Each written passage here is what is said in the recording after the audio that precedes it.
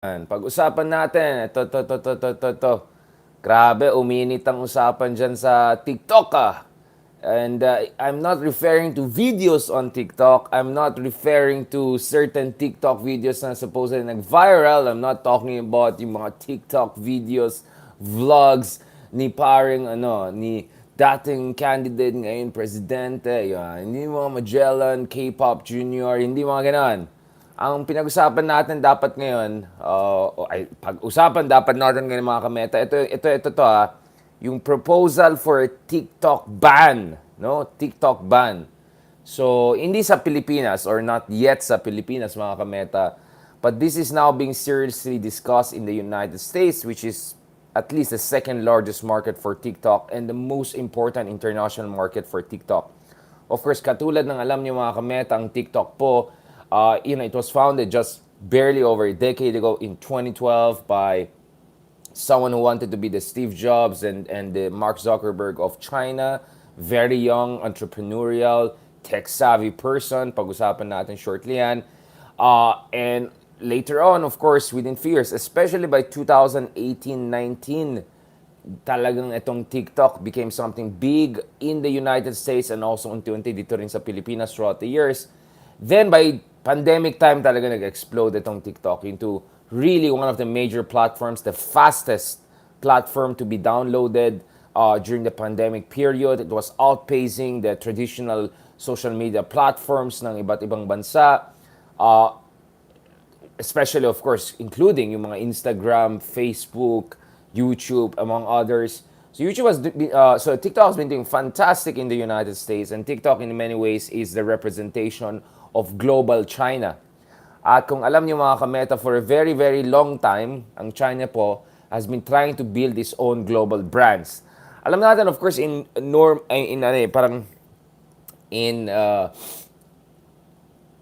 how should I put it?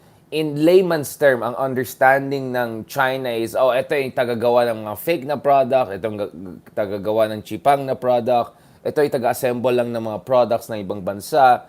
And China has been very aware of that. And China knows that historically, countries like Taiwan, countries like Japan, countries like Korea used to also go through a similar phase where when assemble lang sila. Or, if you remember movies in the 1980s, of course, you don't remember the movies per se kasi marami sa inyo hindi pa pinanak. But if you watch movies from the 1980s, kunyari pinagtatawanan yung mga umbrella na made in Taiwan. There's a scene, there's a wind, rain, tapos bubuksan niya yung umbrella, nasira yung umbrella. So, it's kasi it's made in Taiwan. So, and now, of course, tingnan mo saan ng Taiwan. Now, of course, tingnan mo saan ng South Korea and, of course, Japan. These are one of the leading technological, not only industrial powers in the world. So, ang hope ng China is, one day, makamit niya yung ganitong status that they'll not only be a high-income country, highly industrialized country, but also a technological superpower. So the rise of companies like TikTok has been very much central to dun sa grand strategy ng China to become a global technological leader. And what's fascinating with China, mga kameta, is that their rise as global technological leader is, much faster and much more successful than many people anticipated, probably including in China. So if you look at the cell phone markets, for instance, yung mga Xiaomi, not as much Huawei kasi medyo mahal na rin Huawei, no? Oppo, yung mga Chinese brands are completely dominating the Philippine market. Totally out of the picture ang Samsung ngayon. And of course, iPhone really is always for a minority kasi napakamahal, di ba? So if you look at the Android market, the Chinese cell phones are really edging out everyone else. I mean, Chinese brands. You look at electric vehicle markets. Ang cool ng mga Chinese cars na bago. Even the non-electric ones are cool. Yung Geely, for instance. Diba? Biglang out of nowhere, nag-pop up siya nung pandemic time, 2021. And then, now it's one of the best-selling new cars, especially for the aspirational middle class in the Philippines. So one of the big success stories of China, of global China, is TikTok. So within 10 years, it has emerged as a global brand, as a global technological powerhouse. And of course, TikTok is related to one of the two big tech companies in China. One is Tencent, and the other one is ByteDance, which is what TikTok is related to. These are multi-billion-dollar companies They have huge following in China, next level following in China. And now in the Philippines also, huge yung following. Now the strength of TikTok, mga kameta, is, I mean, from my understanding, is uh, at least two things, no, if not three. Number one, there's just something with the algorithm of three things actually. There's number one, there's something with the algorithm of TikTok that permits virality much faster than other platforms. So tayo po is, sabihin natin may hundreds of thousands of followers tayo, or 100,000 followers tayo, or 50,000 followers tayo dun sa mga ibang platforms, no? Uh, but getting, let's say 500,000 views on Facebook, or 1 million views on Facebook is not easy. We were able to get it a number of times last year, but that was because of elections, that was because of timing. So kung naka 1 million views ka sa Facebook, or even 500,000 views sa Facebook, parang boom, big time ka na. Now, meron tayong TikTok account, which is kind of a miniature version of what we're doing here, mga kameta. Hindi pa naman ako nagsasayaw. Although alam niyo naman yung mga sayaw skills natin. Alam niyo na this. Alam niyo na this. Ayoko nang ano yun yung mga nandun sa, sa showbiz. Baka ma-threaten sila sa mga the moves natin, di ba? Hindi. No, but, you know, like, wala naman tayo masyadong following sa TikTok last year, no? Until now, I mean, mga tens of thousands lang yung following natin doon.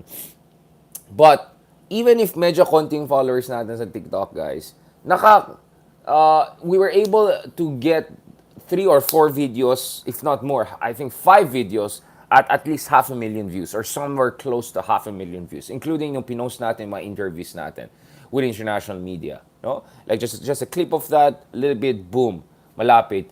Doon na breakdown ko last August, yung Taiwan crisis with Nancy Pelosi visit, boom, 400,000 views, mga 500,000 views almost. So first of all, there's something with the algorithm that allows you to attain a certain level of virality, which is so hard in other platforms, even when you have huge following. So for instance, it's relatively huge yung following natin sa Facebook, hundreds of thousands, no?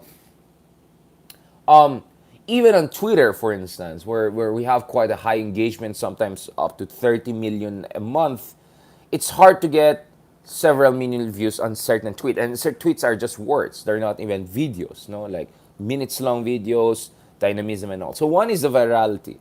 The second thing I noticed with TikTok is it's extremely dexterous. I mean, sobrang versatile siya. Ang dami mong pwedeng gawin dun sa TikTok. Like, it's like next level technology. It gives you a sense of next generation technology. You don't get that sense pag nasa Instagram ka or nasa Facebook ka definitely, or YouTube. They seem very analog compared to TikTok. Like, the editing process on TikTok, the visuals in TikTok, etc. All of those things, mga kameta, makes it very special. By the way, ang TikTok po was able to become so big because it purchased an American app company that was doing musicals and that you could do, you know, videos with music. So actually TikTok is not purely China. It built on an American platform, and then from there it went next level. But going back to this, so the second thing I noticed with it is the platform itself is extremely versatile. It allows you to do so many things and to be very creative without having any editing app or like pro app, etc. It provides all the fundamental things you need for a very exciting app. The third thing is kind of related to number one also, is it's much easier to build up following very fast. So there are kids, for instance, who were able to build up 60 million following like within, I don't know, 1 year and a half or two. See, PewDiePie of YouTube, like it took him like 10 years to have like 60, 70 million following on YouTube, for instance. You know? But on TikTok, there are people who were able to get 60 million following in 1 to 2 years, for instance, right? So when you put those three things together, it's so easy to understand why TikTok is extremely, extremely influential. And why bentang-benta talagang TikTok. At maraming tao nakikiride dun sa TikTok. Now, in fact, you can add a fourth element here, which is on the consumer side. It looks like there's something with TikTok videos that very much appeals to our era of short attention span, right? In short, nakaka-addict siya, no? Thankfully not us, but a lot of people really love TikTok because like it's constantly giving you that stimulation, right? That you know, that good hormones rush. It constantly gives you that. Boom, boom, boom, boom, boom. So there's really something going on there with TikTok. No? And of course, look at the visuals, how cool it looks. It kind of looks like discoteca, 1970s, retro style, with those, kung lang na lang, yung mga ganyan-ganyan ka na lang doon, di ba? There's some sort of a disco, feels to it. Tanggalin ko nga, mamaya, mukhang hindi na naman natin mapag-usapan sila, sila Robin P. and Richard G. So, tanggalin ko na lang sila, okay. Wala priorities, ibang priorities. Ito, balik tayo dito sa TikTok. So, ito yung mga TikTok, no? Ka-TikTok, no? So, if you look at TikTok, there's so many things that make it extremely competitive, not only in China, but in the global market, no? Now, having said that, mga kameta, let's go to the other side of the coin. Now, we know very well that there has been criticism of big tech companies in the US, including Facebook, including YouTube, for contributing to disinformation, for creating rabbit holes of disinformation and conspiracy theories, for exacerbating polarization in society, and also, of course, all sorts of concerns raised with corporate management of these companies. Now, Elon Musk taking over Twitter, one shenanigan after the other, nakakalat siya dito, his stupid policy on like easily getting the blue verification by just going to the Twitter blue allowed a lot of people to imitate many other people, important people, including himself, and that created a lot of trouble. People were suddenly making, verified pages in the name of state government agencies, and then you can imagine how scary things would be. Like someone pretends to be Pentagon and then declares that we're launching a bomb against like, another country, and then the other country could think that it's real, diba? So, at dami mga kasyungan itong si Elon Musk when he took over Twitter. And then, of course, a lot of criticisms against Mark Zuckerberg for not doing enough to deal with disinformation. Maria Ressa, of course, one big reason she caught the attention of the West, and eventually I think that landed her the Nobel Peace Prize. Joint Nobel Peace Prize is because of her efforts to highlight itong contribution ng mga normal big tech, Western tech platforms to the disinformation, democratic polarization problem.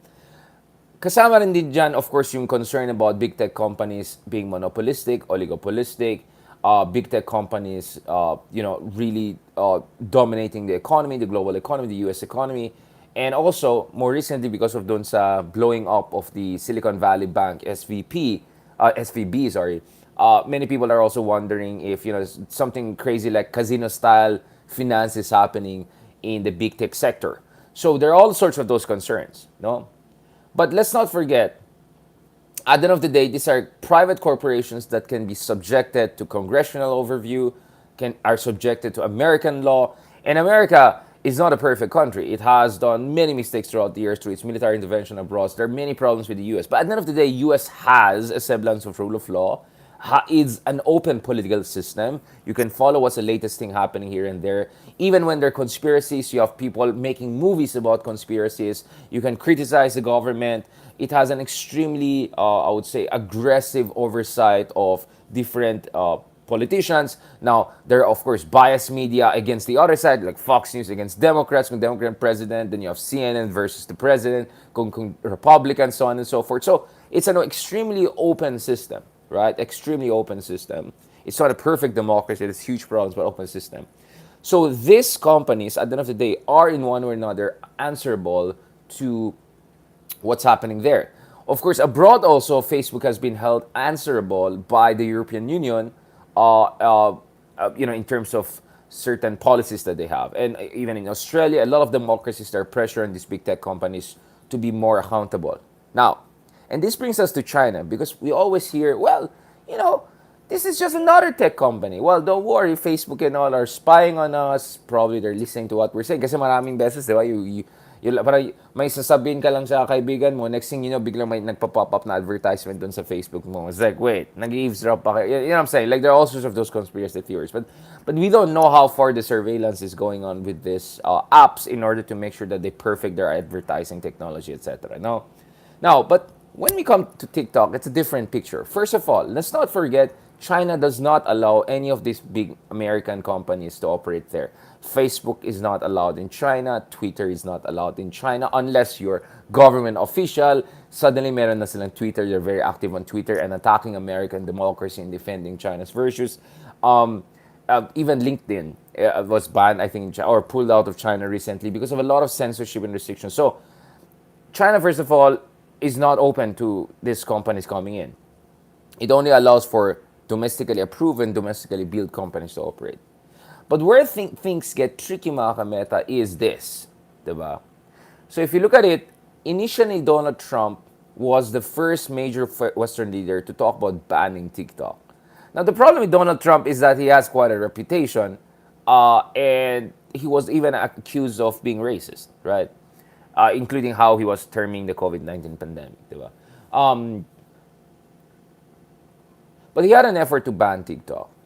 Now this effort was overturned because of resistance by the courts, etc. Because hindi naman pwedeng basta you just come up with whatever national security and you close down a company. No. But the thing is, the Biden administration right now, which initially reversed the ban executive effort of Trump, suddenly they're going back to the same position because, meaning position of Trump going for ban. Because there was a number of expose, I think there was a number of media report that suggested that there could be some sort of monitoring going on there, and that there was at least one journalist, this is according to the New York Times report, whose IP address, etc., was tracked down by some people inside TikTok, and eventually TikTok itself admitted to that, no, which raised a much more fundamental question, mga kameta, which we're going to discuss right now. So first of all, as you know, now, hindi na allowed ang TikTok app on the...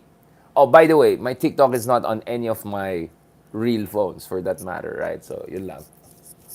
Because I always, I do what I preach as much as I can, diba? So, if I have a concern with something, I'll try... Okay, anyway. If you look at it, mga kameta, so currently, there are actually partial bans. So, for instance, in the European Union, mga kameta, so in the European Union, for instance, yeah, TikTok is banned from official devices across all three government institutions, right? Bawal yan. Sa court system, sa legislature, and sa executive, right? And we'll discuss why. No, this is not a racist thing. Let's be absolutely clear about it, right? There is racism, unfortunately, it's a serious problem, but not in this one. On this one is a different issue we're dealing with, no? So in the US also, TikTok is banned on government platforms, whether it's laptops, cell phones, etc. Right? So government officials are not allowed to use TikTok and all. Now, this is the context, mga kameta. In China, the Communist Party is the final say on everything, right? There's a reason why Jack Ma is not in China right now. There's a reason why suddenly nagdi-disappear yung mga top billionaires nila, etc. In China, even if you're the biggest company, richest man, at the end of the day, if the party decides something, that's it. That's it. It's not your normal capitalist democratic system, whereby there is private property laws, there's a semblance of rule of law, government can just come in and appropriate. No. China is completely different. It's a completely different setup, no? Just to illustrate to you. So ito yung,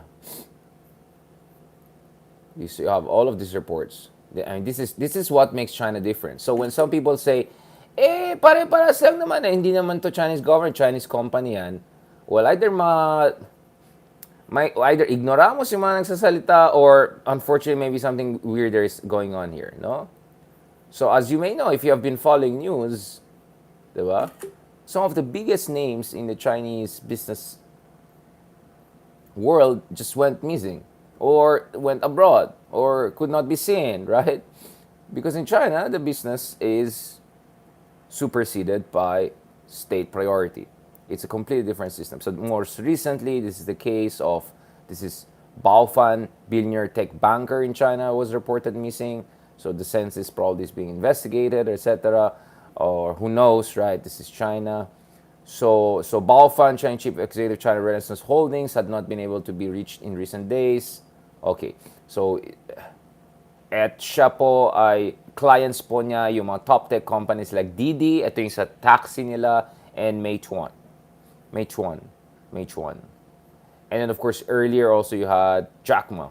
I think Jack Ma is now in Japan, if I'm not mistaken. He's just residing in Japan. And because, well, we know that Jack Ma the other year kind of criticized regulators in China for being too interventionist. Next thing you know, he was eased out of his own company, right? So this is the situation we have in places like Japan, like China. One second lang.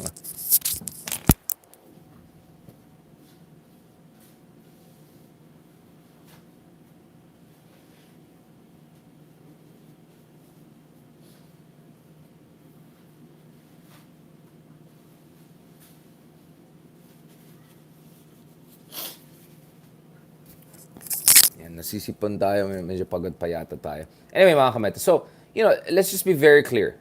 Uh, China is a completely different political system, right? And the business is completely superseded by state. Bring out some things.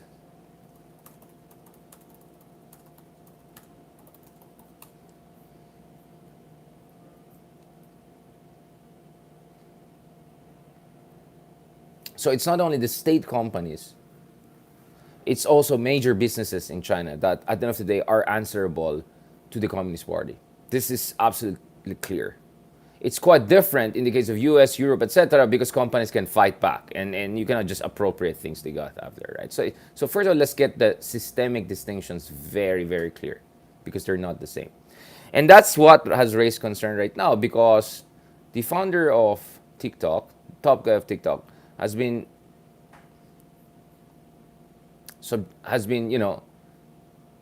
subjected to a lot of back and forth by the US legislator recently. Okay, this is the guy. You can see how young he is. Probably is just 40. No? Pagka K-pop ang ano natin, di ba? Fresh. But that's it, I mean, he has been grilled over the past 24 hours. Some people found it excessive, some people found it unfair, some people even found it racist, whatever. But this is really the meat of the matter. The admission that Chinese parent company of TikTok has access to data of Americans who use TikTok in the US. So TikTok has a branch there in US. The data there is transferred back, or the mother company in China has an access to it. And of course, being China, on national security ground, any moment, right? Any moment, the Chinese government can come in and have access to anything based on national security grounds. Okay, so let me show you the specific law that allows that.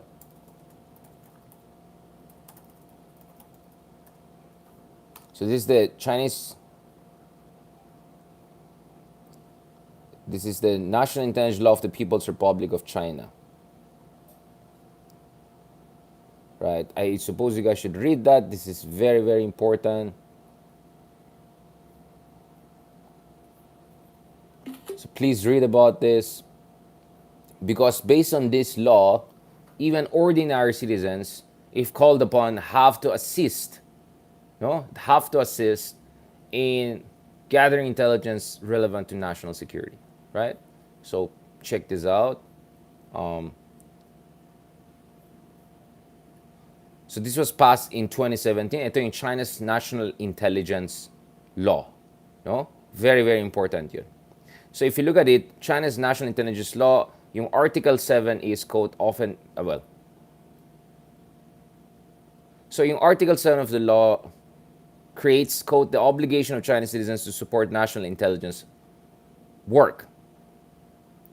Although, of course, the defense is that it does not authorize preemptive spying. National intelligence work must be done in defensive nature. But I mean, regardless, go and read it. Article 14 in turn grants intelligence agencies authority to insist on this support. State intelligence work organs, when illegally carrying forth, may demand that concerned organs or organizations provide needed support, assistance, and cooperation. This is Article 14 of the law. Go and check it for yourselves because I'm not here to make a lecture on these issues. But essentially, when you put everything together, you will understand why there's a worry in the US that, trillions and bytes of data of Americans going to the TikTok company all the way to China potentially, how that could be utilized in a certain way, right? Because remember, guys, if you have access to people's data, meaning their daily digital footprint, you very much know what ticks them, right? And that has huge political and geopolitical value, right? It's huge. Not to mention, of course, accusations that it could be also manipulated for foeing or fanning disinformation or all sorts of other things, or shaping the average people's understanding of issues in ways that fits the narrative of the Chinese Communist Party. Now, I want to end on this point, mga kameta. This is important because if you look at the interesting work by Yuval Noah Harari, he has argued that we live in a century whereby actually technology favors dictatorships. Bakit kamo? So, just to make it very simple, in the 20th century, the reason natalong Soviet Union, and in many ways the Chinese Maoist way didn't work before China opening up under Deng Xiaoping, was because back then, in the analog era, centralized command economy could not anticipate essentially the supply and demand dynamics, right? So kaya very inefficient. For instance, Soviet Union would overproduce genes, underproduce food, or vice versa, for instance, right? While in capitalist competitive systems, the law of supply and demand would determine, more or less, right, productive dynamics. And once in a while, there would be excess here and there. The government would step in and do a bailout. But overall, throughout the years, on average, mas dynamic ang capitalist system compared to command systems. No? But what Harari is arguing that in our century, things are different because when you talk about artificial intelligence, for instance, which is, we're talking about algorithms, etc. The more data you have, the easier it is to build machines that can predict patterns and therefore to create more effective artificial intelligence, right? So machine learning, etc.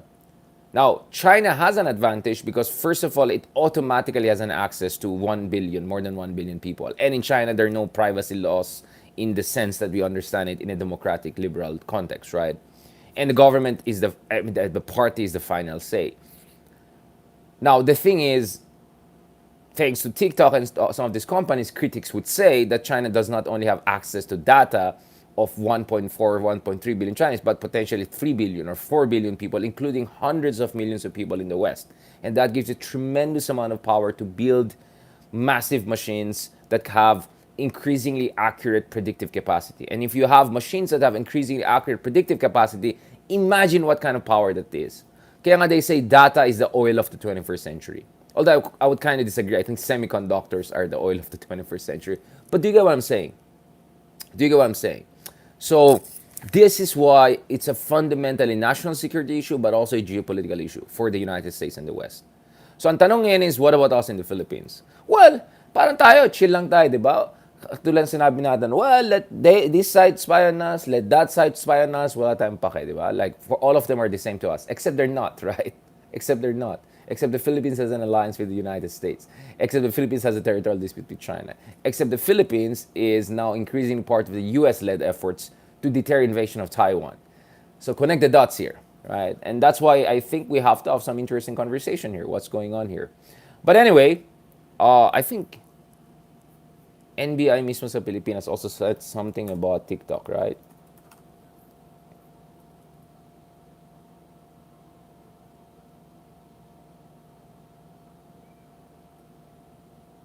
Yeah, but it said something about it. But I remember there was something about, parang said na, even if na-delete mo na yung TikTok app sa phone mo, parang hindi mawawala yung effect or something like that, right? Anyway, let's keep it here because this is a very fascinating discussion, guys. And we will get back to this as we get more updates on whether the US will move ahead with the total ban of TikTok. That could create a huge social upheaval because many people love TikTok in the United States. There are many mega celebrities there making ton of money, more than American CEOs. These are kids, no, like 17, 18-year-old, ang laki ng kita nila. So you can imagine this being contested in the courts. But what is very real here is you can see the hostility towards China. And, I'm not necessarily pro-China or pro-someone, but I kind of felt for the very young CEO, top guy, parang the way he was almost berated, no? At the human level, medyo parang medyo too much na yun. You can go and check on YouTube yourself. The reason hindi ko pinost yung video, baka magkaroon ng copyright issue. Go and check it on your own, no? Yung mga back and forth between him and very hostile questions that came at him. I mean, essentially, they were putting him on the spotlight to kind of criticize his own government. And obviously, we know you cannot criticize the Chinese government if you are a Chinese businessman or working there, if you want to keep your company and, your freedom of movement, etc. So that's it. It's a very tough situation because, of course, the criticism was TikTok was silencing certain expose of what's happening in Xinjiang, some of the massive human rights violation over there. So he was really subjected and put on the spot. No? So go and watch it on your own. Mga kameta, I'll keep it here. Thank you very much. I appreciate this discussion. Again, hindi natin napag-usapan na naman sila Robin, Richard G, etc. But I just felt it's important to talk about this TikTok issue. Now, later tonight, we'll talk more about this TikTok issue with my guest, my special guest, and friend, of course. So this will be an episode for Nexus, mga kameta. So it will be with Lelo Claudio. So Dr. Claudio will be joining us from Berkeley. We'll talk about what's the latest on the TikTok ban and then put it within the broader context, mga kameta, of the new Cold War, so-called new Cold War. All right? Thank you very much, guys. And maraming salamat. Thank you very much sa lahat ng mga sumusuporta sa atin, kay Ma'am Eden Olonan. Thank you very much kay Ma'am Jocelyn Lumberio. Again, join kayo sa amin later on. I thank you kay Juyu Dongin. I think is that the French. India. Thank you very much for pointing out. Actually, sa India also banned ang TikTok. And there are different forms of restrictions in different parts of the world. Yeah, so Europe meron, US meron. India, I think, banned totally yung TikTok, if I'm not mistaken, etc. Akin naman, di mag-develop na yung sarili natin. Hindi naman ganun ka-complicated. I mean, if China was able to do it within a few years, and, I'm sure we can also make it. Or let's see what the other tech companies provide. Alright? So, huwag kayo masyadong, huwag kayo masyadong mag-invest sa isang, platform lang. Alright? Thank you very much, guys. God bless. Talk to you soon.